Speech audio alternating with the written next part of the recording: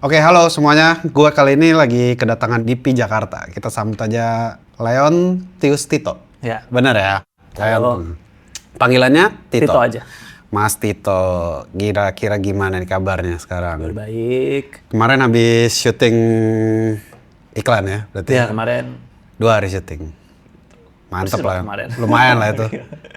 Terus bulan ini gimana? 2026, bulan Januari gimana? Januari ya awalnya cukup baik lah ya, ada 3 job yang aku garap. Ya pokoknya terakhir Misteri Awal itu. Seorang DP Leontius Tito. Gimana? Sebulan. Yang baik tuh berapa job dapat? Mungkin 6. mungkin 5 sampai 6 tuh udah 10. kayak itu kebanyakan. Mungkin 5 sampai 6, tapi yang mungkin bisa dibilang mix kali ya, ada yang secara bobot kerjanya mungkin ada yang enteng, ada yang medium. Oh iya. Gak yang Atau kalau semuanya. misalkan yang semuanya heavy, mungkin 3 job kayaknya cukup deh, karena energinya kan habis untuk preps, untuk workshop mungkin, untuk apa gitu. Iya benar. Kayak gitu, jadi biar bisa lebih fokus aja gitu. Karena kalau ya sebenarnya syukur sih kalau wah tiba-tiba ada callingan ini, tapi kalau misalnya kita too much, capek juga men, jadi nggak fokus gitu. Benar. Jadi nggak perform, dilihatnya jadi kayak kurang baik lah gitu. Ada yang jatuhnya jadi kayak kelihatan kejar setoran kan. Iya gitu. Belum syuting ini selesai, udah mikirin yang lain.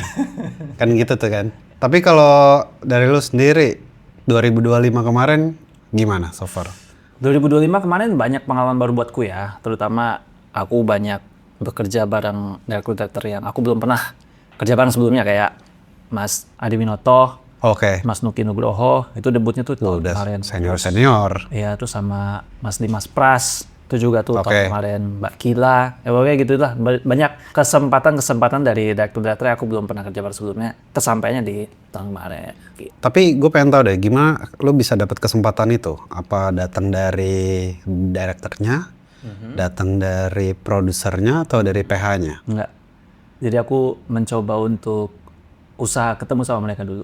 Oke, ini yang waktu tahun lalu lu lakuin berarti? Ya sebenarnya aku melakukan ini udah dari 2000, bahkan mungkin sebelum COVID lah aku udah lakuin itu. Oke. Gitu. Karena aku merasa ketemu sama orang baru tuh membuatku lebih waras gitu untuk mengisi hari-hari yang kosong. Gitu. Kalau lagi syuting ya kita syuting, tapi kalau hari kosong ya enaknya ngapainnya, kayak enakan ketemu orang yang untuk ngobrol kayak gitu kan. Terus caraku untuk bisa akhirnya berkolaborasi dengan director itu ya lewat ngobrol, ngopi gitu. Ajak kita di mana, ya udah kita ngobrol, kenalan aja gitu. Berarti yang sebelumnya belum kenalan? Sebelumnya belum kenal? Belum kenal, Kayak sama sekali enggak. Mas Adi Winoto, Mas Ya Nuki. hanya tahu nama, tapi Ya kita tahu lah mereka. ya tahu udah nama, tapi ya lihat di Instagram atau di sosmed, tapi untuk ketemu in person belum pernah. Jadi aku memberanikan diri untuk call mereka gitu kan. Via Instagram, DM, oke. Gitu aja. Ya udah Saya gampang kan aja, sekarang. call. Tinggal berani aja untuk ngajak kenalan. Gitu. Tinggal bagaimana responnya aja. Kalau responnya baik ya kita langsung kasih feedback yang baik juga. Langsung coba aja ketemu. Tapi kalau belum ya mungkin nanti. Gitu. Oke, berarti sebenarnya ini cara yang memang lo lakuin sudah sejak lama. Salah satunya juga ke gue kemarin. Ya. Walaupun memang Ini pertemuan kedua kita. Langsung aja podcast. Walaupun yang seharusnya tujuannya memang kita kerja bareng, ini podcast bareng dulu. Ya nggak apa-apa. Podcast bareng dulu, soalnya kesempatannya one day. Gue janji tuh ya. Ya oke. Janji di sini gue one day sama Mas Tito. Karena memang kayaknya ada beberapa hal yang, apalagi gue mungkin kebetulan sebagai director dan EPE ya, sometimes producing juga in one time gitu kan. Kayak banyak hal yang harus kita pikirin tuh, instead of tim, produksi, budget, efisiensi, efektivitas, kayak gitu-gitulah ya kan. Nah makanya mungkin ya one day kita semoga Amin. ketemu lah. Udah ada nih di wishlist Mas Tito. Oke. Siap. One day di call. Tapi lu motivasinya awalnya apa? Kenapa kok menghubungi mereka? Apakah kan tadi lu bilang kayak ketemu sama orang baru itu waras, tapi itu kan sebenarnya mungkin ada motivasi lain. Sebenarnya gini, aku kan mulai jadi freelance DOP kan dari tahun 2017. Oke. Ya, dan aku tahu untuk menjadi freelance, maksudnya bertahan hidup as freelancer tuh harus punya koneksi itu dulu tuh. Betul. Karena dulu waktu aku kuliah, aku tipikal yang kuliah pulang gitu kan. Jadi pertemananku tuh circle-nya dikit banget gitu. Jadi karena aku tidak menabung relasi yang banyak, jadi waktu pas aku udah selesai kuliah, tadinya memang ada kepikiran untuk freelance sebenarnya. Cuma pada akhirnya menurut saya coba deh freelance deh, kayak untuk kerja kantoran kayaknya aku nggak deh, nanti aja deh kalau udah mentok banget gitu. Dan ternyata bisa berjalan lah, ada aja pintu-pintu yang kebuka gitu. Cuma pada akhirnya sempat ngerasa kayak stagnan, kok kayaknya circle itu doang gitu kan. Jadi ya udah coba untuk cari peluang baru ya dengan ketemu orang aja gitu.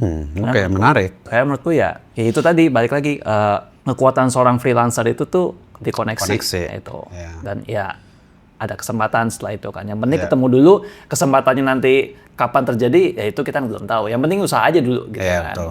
Itu doang sebenarnya motivasinya, nggak ada yang lain untuk memperbanyak relasi ya. Jadi kan semakin banyak teman kan akan semakin enak aja gitu kan. Benar-benar. Jadi orang banyak tahu. Dulu belum yang aktif banget untuk update reels di sosmed juga dulu gitu. Jadi ya udah cuma sekedar itu doang gitu. Sampai makin kesini kayak makin tahu pentingnya sosmed untuk kita Personal share. branding kan? Iya, personal branding gitu, untuk share hasil-hasil kerjaan terbaru kita kayak gimana gitu sih. Setidaknya orang-orang tahu.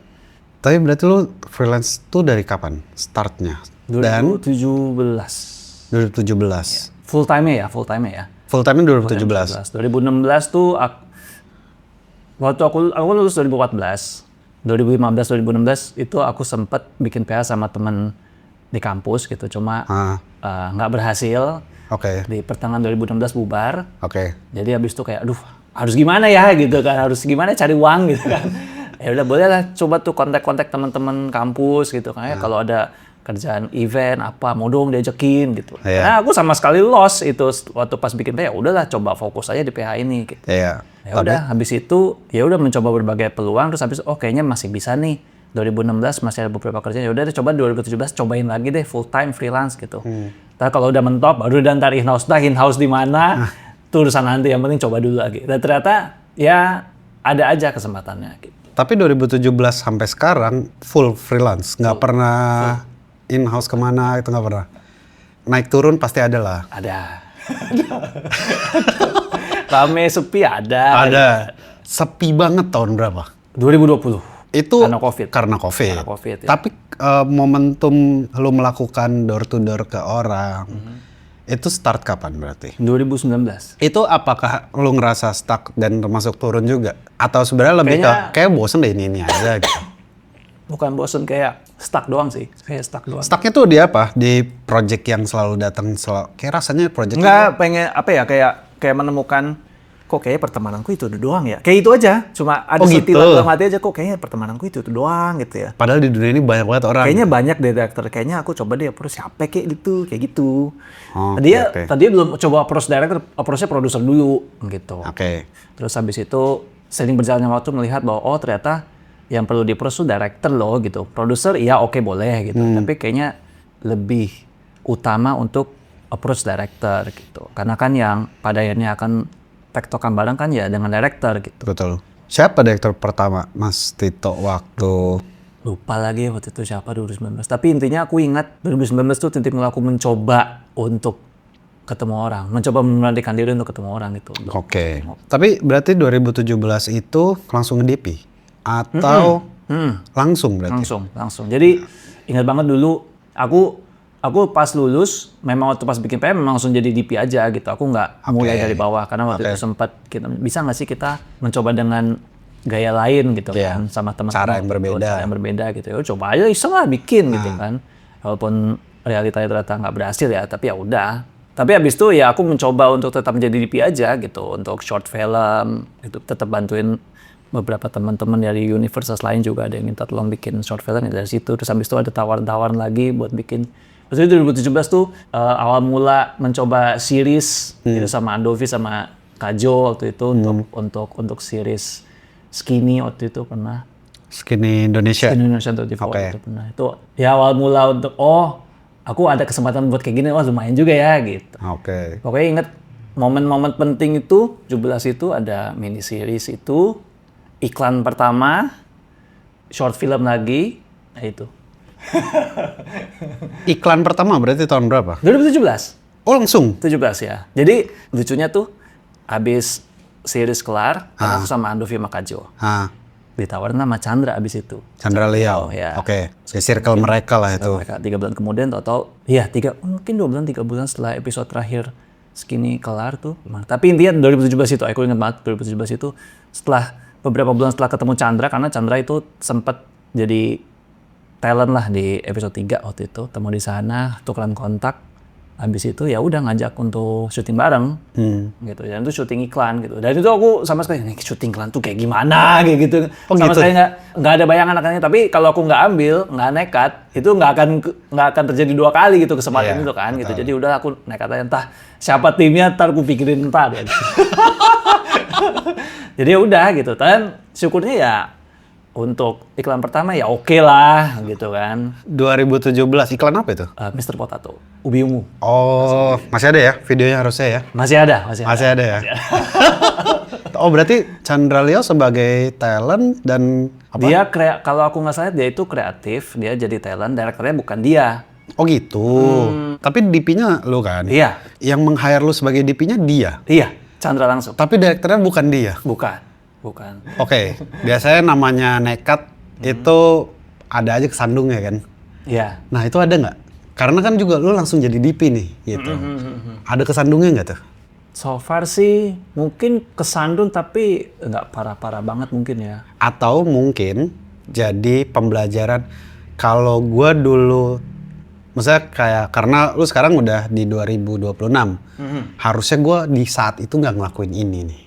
Waktu itu sempat menggarap iklan untuk, aku lupa brandnya apa gitu. Nah itu masalah itu aku nggak begitu riset dengan kameranya. Waktu itu aku ingat banget lagi seneng mencoba Blackmagic Pocket 6K waktu itu. 2018, 2019 iya, lah itu. itu. Tapi aku lupa sih exactnya tahun berapa gitu. Tapi ada kesalahan teknis lah gitu. Apa tuh? Jadi Blackmagic Pocket 6K itu dia nggak punya infrared filter di sensornya gitu. Jadi kalau misalnya kamu cuma pakai filter ND biasa, itu nanti yang area black itu akan lama-lama jadi coklat. Dan ternyata harus pakai infrared ND. Ada lagi, ada tipikal itu. Itu yang paling aku kan lebih ke situ sih. Jadi ya udah, wah itu berarti nggak boleh tuh pakai filter ND sembarangan. Jadi benar-benar harus tahu nih sensor kameranya tuh udah ada infrared filter atau enggak, kayak gitu-gitu. Itu yang lu pelajarin dari ya, itu BPC6K? Pelajaran yang masih membekas sampai sekarang gitu. Itu kayak, nggak boleh main-main lah. Kalau coba kamera boleh, iya. Tapi maksudnya kayaknya kau harus ngulik riset lagi dulu deh, ya. Riset lebih dalam lagi deh. Minimal test cam lah, datang test cam. Iya, kayak gitu. Karena aku pikir waktu itu semua kamera ya udah sama-sama aja. Aku pikir gitu, Blackmagic juga kayak gitu. Tapi ternyata enggak. Oh ya udah. Berarti masuk IKJ 2010. Ya. Berarti kita termasuk seangkatan sebenarnya. Bedanya Mas Tito di pattern yang benar, gua nggak salah jurusan nih kasarnya. Oke. Kalau gua kan manajemen bisnis, terus akhirnya kesini gitu. Tapi kalau misalkan ngomongin pas kuliah, kenapa mau langsung jadi DP? Atau dulu sempat bingung dulu nggak? Ada rasa bingung. Oh, sempat bingung. Jadi aku kan masuk IKJ ke film itu kan karena awal mulanya kan karena aku senang nonton film aja. Oke. Awalnya gitu. Terus habis itu yang aku lihat pasti namanya director. Oke. Nama pertama aku tuh director baik apa gitu. Terus waktu pas semester pertama pun juga pengen jadi director gitu. Bener-bener nggak tahu apa namanya divisi-divisi lain selain director waktu itu kan. Iya, lumayan awam ya. Lumayan tidak familiar lah bahasa titel mereka ya. Tuh, belum tahu apa yang aku tuh cuma director doang, satu sutradara gitu kan. Terus ya udah seiring berjalannya waktu dari semester 1 belajar semuanya gitu-gitu kan. Tapi waktu itu masih bingung, kemana aku ya gitu kan. Tapi habis itu kayak mencoba merenung-merenung, ngelihat kok kayaknya aku lebih senang untuk meng-create gambar ya. Dari sekian mata kuliah yang aku pelajari, aku coba, kayaknya yang berhubungan dengan fotografi kayaknya aku oke deh, masih oke lah gitu kan gitu. Jadi habis itu ya udah aku mencoba untuk mengambil jurusan sinematografi aja. Itu di semester berapa kalau di IKJ? Di zamanku semester 5 itu penjurusannya gitu. Emang zaman sekarang beda ya berarti? Aku nggak tahu. Aku nggak update. Kalau misalkan sebagai orang yang masih belum tahu, kira-kira menurut lu apa yang harus dia punya? Kayak contoh secara intuisi, kalau lu sebagai director of photography, lu pasti akan suka hal-hal ini. Yang pasti kalau jadi DP memang mesti seneng dengan fotografi sih. Seneng Basicnya fotografi dulu. maksudnya basicnya tahu, seneng melihat gambar, apapun yang berhubungan dengan visual kayak gitu tuh. Menurut lu yang secara pengalaman lu ya berarti? Iya, itu dulu. Oke. Itu dulu gitu. Selebihnya? Karena dari aku kan belajarnya kan juga dari nonton film kan gitu. Oke. Jadi kayak aku ngeliat dulu aku inget banget waktu zaman kuliah belum paham tuh lighting yang bener tuh gimana. Tapi aku belajar tuh dari film, lama-lama jadi tahu. Belajar dari film tuh gimana tuh berarti? Belajar dari nonton filmnya aku suka. Memperhatikan scene by scene. Ya, Oke. kayak gitu. Scene by scene, shot by shot. Ini di lightinginnya gimana gitu. Maksudnya dengan keterbatasan pengalamanku karena aku jarang syuting juga. Jadi ya medium belajarku ya lewat nonton film gitu. Yang Breakdown lah ya.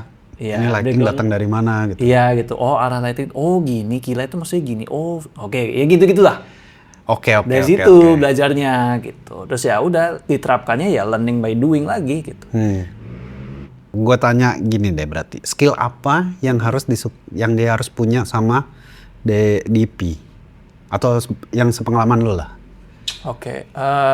Sebagai DP kan sebenarnya lu nggak cuma bisa ini ya, nggak bisa cuma sekadar lu ngerti kamera, ngerti lighting. Ada juga contoh misalkan manage people, ya kan? Ya. Manage people, komunikasi dengan tim, director dan lain-lain gitu. Kira-kira dari lu apa? Yang pasti sih basic keilmuan dasarnya kita harus tahu dulu sebagai DP gitu kan kayak angle, focal length, terus habis itu type of shot dan kawan-kawan itu harus paham lah. Oke. Kayak gitu. Itu harus gitu ya. Setelah itu paham semua, ya udah terkait equipment juga tahu. Itu dulu itu yang dekat sama DP ya kira-kira itu kan. Nanti setelah itu keluar dari situ itu ada manajerial dengan tim, bagaimana berkomunikasi dengan tim itu juga penting. Terus berkomunikasi lagi dengan departemen lain, terutama dengan director kayak gitu. Yang itu aku dapatkan dengan pengalaman pribadi, perjalananku selama beberapa tahun ini kayak gitu. Jadi yang dari masih agak malu-malu untuk berkomunikasi dengan orang sampai sekarang udah ya bisa lah, lumayan lancar lah gitu untuk berkomunikasi gitu. Jadi ya itu sih. Lu bilang tadi ada perubahan cara berkomunikasi. Ya. Berarti lu termasuk orang yang dulunya Nggak bisa berkomunikasi. Susah. Gimana tuh? Nah, jadi semua itu bermula karena waktu aku belajar untuk public speaking itu juga secara nggak sengaja diminta sama guru SMA aku untuk buka ekskul di SMA aku dulu lah gitu. Buka ekskul film, buka ekskul film di sini. di SMA. Ya. Oke. Jadi aku SMA berapa tuh? SMA Marsudin di Bekasi waktu itu. Oh, di Bekasi. Oke. Jadi aku belajar public speaking tuh di situ. Oke. Jadi aku kan banyak materi-materi teori-teori di kampus yang aku dapatkan selama perkuliahan, aku coba sampaikan tuh basic-basicnya tuh ke anak-anak SMA gitu. Tapi ya sekedar itu aja.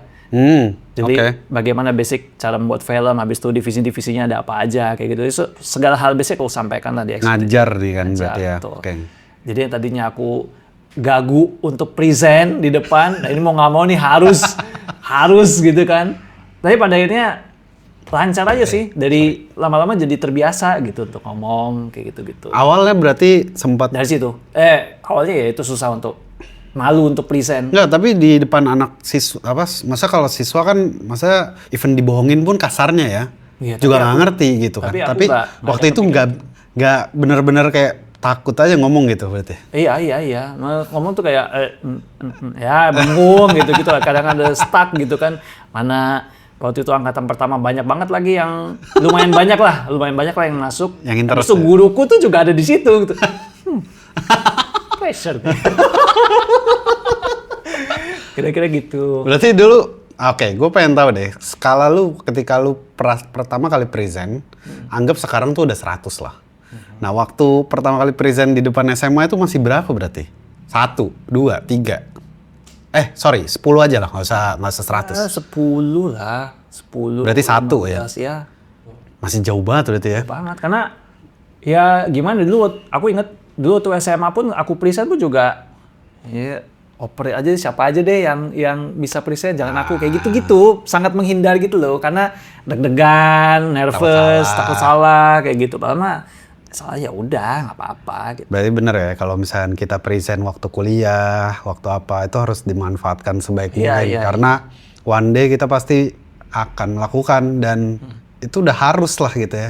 Udah kalau misalnya kita public speakingnya kurang ya siapa yang Iya, jadinya kayak ngobrol gini pun atau ngobrol dengan director lain kayak gimana ya gitu. Ya tapi memang salah satu kenapa kru sering dipakai, sering di calling gitu. Salah satunya kan pasti memang komunikasinya mereka baik lah. Mau dari sisi gimana dia berkomunikasi informal ataupun formal. Ya kan. Nah terus setelah dari IKJ menentukan DP, terus kemudian 2017 jadi freelancer. 2014 lulus, bikin PH, 2017 jadi Full time freelance. Sampai 2019 itu pertama kali memberanikan diri untuk ketemu sama director-director. Ya. Terus akhirnya di tahun ini udah 2026 udah banyak lah pasti director yang Ya udah lumayan lah. project apa berarti sekarang ngomonginnya udah ke project nih. Project apa yang Mas Tito suka sebagai DP selama ngerjain iklan? Atau gue pengen banget cobain ini besoknya. Siapa tahu nanti ada director yang kayak boleh nih yuk, ya kan? Oke. Sebenarnya sih aku senang dengan project-project storytelling sebenarnya kalau aku. Oke. Senang aja karena eksplorasinya bisa lebih kaya aja sih menurutku ya di storytelling gitu. Bisa punya kebebasan lebih aja gitu. Kan kalau iklan brand kan ya nggak semua iklan brand itu safe, ada juga yang coba berani. Oke. Secara treatment, secara lighting gitu-gitu ada juga gitu. Tapi yang dari perjalananku nih seringnya dapetnya yang safe gitu. Yang sesuai pakemnya brand. Ya gitu. That which is tuh nggak apa-apa. Betul. Itu kebutuhannya mereka. Betul, nggak apa-apa. Tapi kita sebagai individu juga pengen ada eksplorasi lah. Iya, bisa nggak ya coba bikin gini gitu. Tapi merekanya fine gitu. Atau mungkin ya aku merasa kayaknya di storytelling tuh bisa lebih dapat aja menurutku. Gitu. Pengen aku cobain sih series film panjang. Oh series belum ya? Series udah. Web series apa? Web series udah, series untuk OTT udah. Tapi untuk film panjang belum. Pengen film panjang. Kalau misalkan menurut lo sebenarnya untuk menjadi DP film panjang harusnya apakah kalau misalkan sebagai director kan pitch cerita mungkin, bener ya? Pitch cerita atau bikin film pendek dulu. Kalau DP apa ya? Ya pasti punya pengalaman short film dulu sih, basicnya. Oh iya, ya. harus short film Karena dulu. ya sebelum kita menjalani hal yang besar kan kita harus menjalani hal yang kecil dulu kan. Betul. Ya aku pun juga dulu dari kuliah bikinnya short film. Dari short film nanti meluas lagi jadi ada iklan dan kawan-kawannya kayak gitu-gitu kan. Yang aku gelutin sampai sekarang. Oh, kalau untuk melompat ke series atau film panjang, setidaknya kita udah punya basic short film yang oke dulu aja. Ya nggak bisa 1-2 kali, memang harus berkali-kali gitu. Terutama short film dengan berbagai macam director gitu. Jadi sebagai DP itu punya pengalaman kayak approach dengan director yang tipe seperti ini kayak gini. Yang kayak gini. Komunikasi bisa berbeda-beda, pendekatannya pun bisa berbeda-beda gitu. Cara ngobrolnya pun bisa beda gitu. Tapi kalau film berarti yang lagi lu tonton ada nggak? Film apa? Atau film yang lu suka deh, mungkin ada nggak? Film yang aku suka, Knives Out aku suka. Oh, Knives Out. Film-film misteri detektif Iya. kayak gitu. Kalau film yang di Indo tuh kayak yang Ernest apa ya? Gue lupa deh. Iya kan ada kan? Teka-teki Tika. Iya kayak gitu ya. Tapi ini versi luarnya lah. Ya aku senang kayak gitu. Terus kalau film lokal aku senang Jatuh Cinta Seperti Film-film. Terus Satu Kakak Tujuh Ponakan tuh aku suka. Dimas bagus. Bener kan ya? Betul Dimas. Bener kan? Ya. Gue udah ngajak dia tuh. Belum datang tuh. Coba aja terus lagi. Coba tahu dia bisa. Gue sebenarnya waktu itu mau ngajak di saat emang masih merencanakan ini. Ngobrol yuk di podcast gitu. Waktu itu pas banget sore baru tayang. Itu ngobrol yuk gitu. Sore gitu. Jangan dulu katanya. Kalau sore kayak gue harus ini deh. harus mempersiapkan diri. Kata gue jangan, nggak usah terlalu berat kata gue, santai-santai aja. Gitu. Oke, kalau misalkan dari sisi DP, equipment tuh apa yang matter? Buatku, lighting dulu sih yang paling penting. Lighting. Ya. Oke. Lighting, terus kamera dan lensa. Karena Nomor satu ya lightingnya ya. Ya, karena menurutku kan DP itu kan dia meng-create gambar, tapi kan membutuhkan cahaya gitu kan. Betul. Kalau cahayanya kurang, Ya gelap. yang kita mau achieve kan juga nggak kesampaian gitu. Betul. Jadi yang pasti itu dulu tuh yang dipikirin penting. Lighting menurutku yang paling penting. Jadi selama aku berproject, setidaknya lightingku cukup deh. Nggak usah menurutku cukup aja. Yang sesuai dengan yang aku butuhin udah bisa. Kalau harus mengalah antara kamera dan lighting, berarti kamera lebih kalah. Kamera aku ngalah nggak apa-apa. Lensa kalah nggak apa-apa. Lensa kalah nggak apa-apa. Bener, Penting lighting ya gitu ya. Maksudnya kalau ya dengan kondisi persyutingan yang sekarang ya, industri iklan sekarang gitu kan banyak bergaining dengan budget dan kawan-kawan gitu kan. Jadi ya sebisanya aku mencoba untuk mendesain equipment, titik tengahnya tuh yang enak tuh gimana. Jadi aku nggak mau ego sih gitu. Jadi aku juga tetap memikirkan bagaimana sisi produksi, wise-nya gimana, kayak gitu. Ya pasti, karena menurut gue juga sebagai produser, kalau orang yang kan sebagai produser pasti meng-hire orang juga harusnya punya komunikasi dan consideration akan itu. Kayak ini DP, oke nih dia bisa ngakalin, dia bisa cari jalan tengah, itu pasti ya mereka akan seneng kan pasti gitu. Iya. Kalau director kan, saya maunya gini. Betul. Saya maunya gini. Betul. Ya kan kayak gitu. Ya sebenarnya yang ideal sih semuanya bisa achieve ya. Semua. Betul. Gitu ya, kamera dapat yang oke, lensa yang oke, lighting yang proper atau cukup. Tapi kalau misalkan harus menangin satu, ya aku menangin lighting deh. Kalau kamera, dari lu, apa yang jadi andalan minimal? Gue akan prefer menggunakan ini. Kamera tuh. Kamera apa biasanya? Gimana aku? Karena kan itu based on budget by the way. Ya itu. Betul. Itu. Jadi aku tuh selalu kan, maksudnya karena saat ini kan aku memang menggeluti di iklan gitu kan. Jadi aku harus tahu dulu nih kemampuan budget produksi gimana gitu. Jadi aku udah nggak pernah berekspektasi yang macam-macam sekarang gitu. Okay. Kalau misalkan, budgetnya bagus nih, barulah aku coba. Tapi kalau misalkan nggak oke, ya udah jangan gitu. Oke. Aku sekarang maksudnya Apapun karena sering ketemunya gitu, jadi ya udah jadi kayak gitu mindsetnya. Sorry ya kalau mungkin salah ya buat teman-teman DP lain gitu. Tapi karena kondisi yang aku temukan seringnya seperti itu, jadi ya itu. Tadi kan lu bilang lu sukanya storytelling. Ya. Tapi kalau di iklan udah ada belum yang udah pernah lu kerjain? Atau nextnya gue pengen ngerjain Ada ini? kemarin, mesti DIY. Apa tuh? Mesti DIY kemana storytelling soalnya. Oh gitu? Ya. Berarti itu first time atau sebenarnya udah sekian kali? Enggak sih, sebenarnya udah beberapa kali. Tapi yang latest ya Itu. mesti DIY gitu. Apa yang lu create di situ? Setidaknya lighting yang pengen aku achieve tuh bisa kesampaian dan nggak banyak di komen. Gitu aja. Di komen director, di komen klien gitu-gitu. Kemarin no issue lah kemarin. Oh, gitu. lancar lah. Yang aku seneng gitu. Nah. Karena aku seneng dengan karakter gambar yang kayak Mas Dimas bagus create gitu. Karena yang aku lihat ya kalau aku melihat something ya kira-kira kayak gitulah gitu. Aku sih senengnya kayak gitu-gitu. Ya kayak mata kita ngeliat sehari-hari seperti apa. Ya maksudnya nggak perlu dipoles terlalu banyak pun juga sebenarnya udah fine sih. Ya ini selera lagi ya. Betul. Nggak ada yang salah. Dari project kita coba ngomongin kalau misalkan Mas Tito nih dulu anggapannya tidak jadi freelance. Kira-kira tuh akan jadi apa? Kayaknya akan jadi karyawan di TV sih kayaknya. Karena waktu itu kalau case-nya tuh PH ini bubar waktu itu kan. Oke. Habis itu aku mencoba untuk freelance. Tapi freelance waktu itu targetin kira-kira berapa tahun gitu kan. Kalau nggak jalan ya aku in-house. Yang paling masuk akal dengan koneksiku saat itu kayaknya ya udah in-house di TV aja kayaknya paling realistis deh gitu. Untuk menghidupi. Iya. Yeah.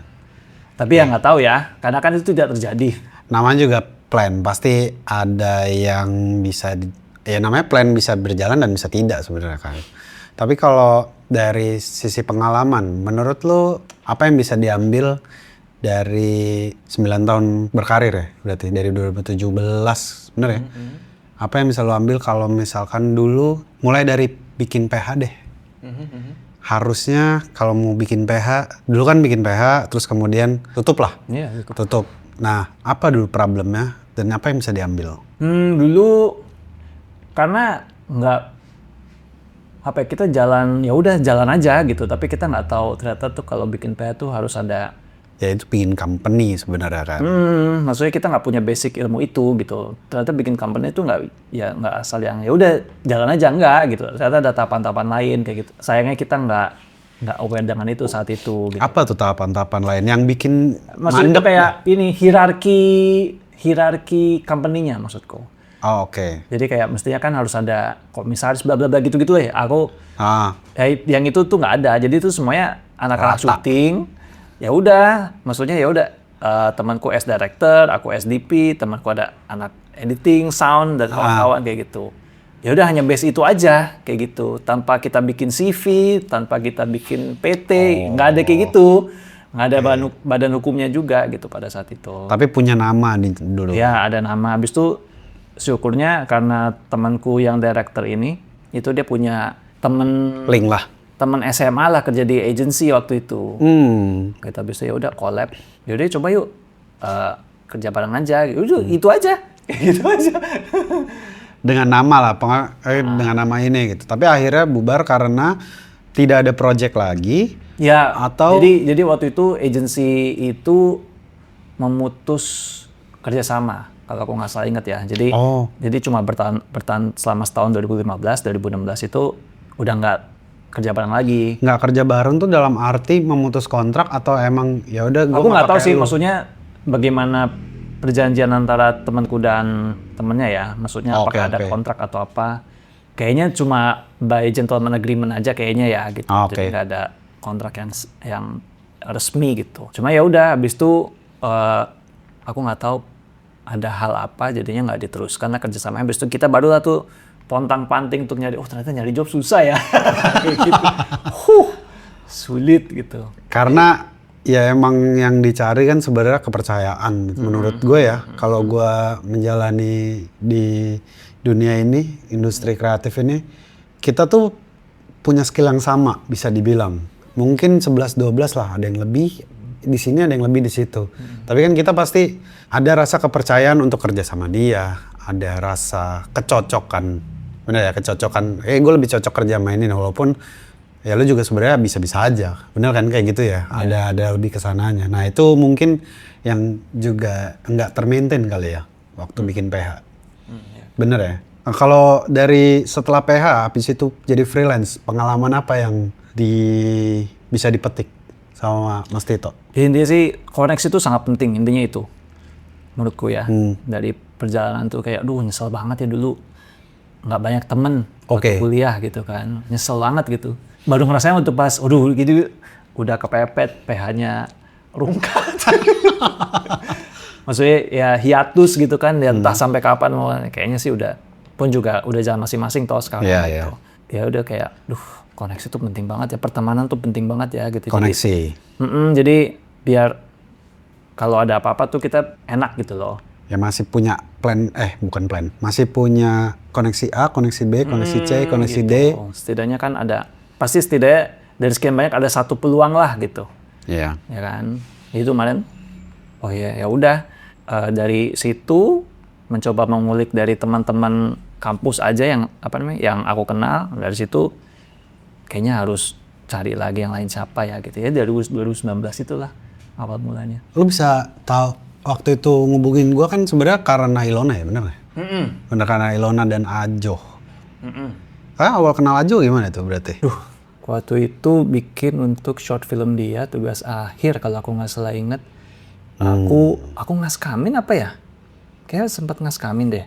Udah gitu aja pokoknya. Oke, berarti sebenarnya emang karir dari seorang DP atau pekerja di industri ini sebenarnya berawal dari teman sekolah dulu harusnya ya. Terus kemudian kita bisa dilihat sebagai orang yang bisa dipercaya, bisa diajak kerja. Baru mungkin di level dunia kerjanya kita bisa di callback kasarnya gitu ya. Iya. Gitu. Oke. Gue tuh sebenarnya punya quick rapid question gitu. Rapid question, sorry. Ya semacam nanti Mas Tito Jawab bisa. spontan aja ya? Iya, jawab spontan without reason. Walaupun gue tuh pasti penasaran reasonnya apa. Oke. Tapi nanti lu jawab aja kayak misal contoh kayak kamera A apa B gitu. Ya lu pilih aja A misal Oh, atau B. ada opsinya. Ada opsinya. Oke. Ini dia pertanyaannya untuk Mas Tito sebagai DP, natural lighting atau lighting setup Lighting setup. bisa dikontrol ya. Exposure pakai filling atau waveform. Waveform. ISO naik atau buka F. Buka T-stop. Iya, T-stop. Buka T-stop kalau harus milih dari dua itu. Oke. Handheld atau statis? Statis. Oh salah, gua kira dia handheld loh. Eksterior apa interior? Interior. Film look atau clean commercial look? Film look. Hah, itu gua bener. Crew call pagi buta atau rap tengah malam? Alah, ini mah gampang. Crew call. Pagi buta. Ya. Soft light, hard light. Hard light. Lensa variabel atau fix? Prime lens. Prime lens. Oke, gue sebenarnya punya pertanyaan lagi nih. Kamera favorit lu apa tapi, Mas Tok sebenarnya? Aku sih Alexa ya. Kalau lensa lu favorit? Atau yang lebih sering digunain sekarang deh? Enggak. Kalau digunain sekarang kan based on budget. yang favorit lu? Favorit lu dulu deh. Favoritku ya Tokina sih. Tokina Cinema Vista Prime. Tapi lu menemukan lensa itu, menggunakan lensa itu, gue mau pakai ini karena gue tahu ini. Enggak, itu atau secara nggak sengaja karena waktu itu aku jadi second unit DP waktu itu. Jadi kebetulan DP-nya si Arif Bontang, Oke. dia pakai itu. Ya Oke. udah aku juga, ya udah ngikut aja pakai itu. Lensa akhir ini yang lebih sering dipakai based on budget yang ada. Biar aku mobility-nya lebih enak, jadi aku pasti pakai lensa yang enteng juga gitu kayak Dizio V-Speed, Nisi Athena. Oke. Tapi kayaknya emang Zospeed sedang naik daun lah, bisa dibilang. Kayak dulu tuh mungkin CP ya. Bener ya, kayak CP-CP-an ya. Sekarang Zofilm lagi naik daun ya. Oh, oke. Kalau begitu. Kalau misalkan satu kata sebagai Mas Tito sebagai DP harus menjadi DP, apa satu hal yang harus dipunya? Yang harus dipunya, Iya. keberanian. Keberaniannya itu tadi ya. Cara untuk mengenal equipment yang baik menurut Mas Tito apa tapi emang? Cara kayak bisa mungkin test cam. Test cam. Ya, gitu. Tes kamera atau mungkin lensa gitu, terus dengan lighting juga gitu, jadi biar tahu karakter kameranya kayak gimana, maksudnya sensornya kayak gimana, color producingnya kayak gimana, terus kalau untuk lensa kayak ada chromatic aberration-nya nggak gitu, kamu suka nggak dengan chromatic aberration-nya, terus flare testnya juga gitu, kamu seneng nggak dengan flare-nya? Flare-nya. Kayak gitu-gitu sih. Buat yang nggak tahu mungkin sebenarnya test cam itu bisa dilakukan ya di rental-rental.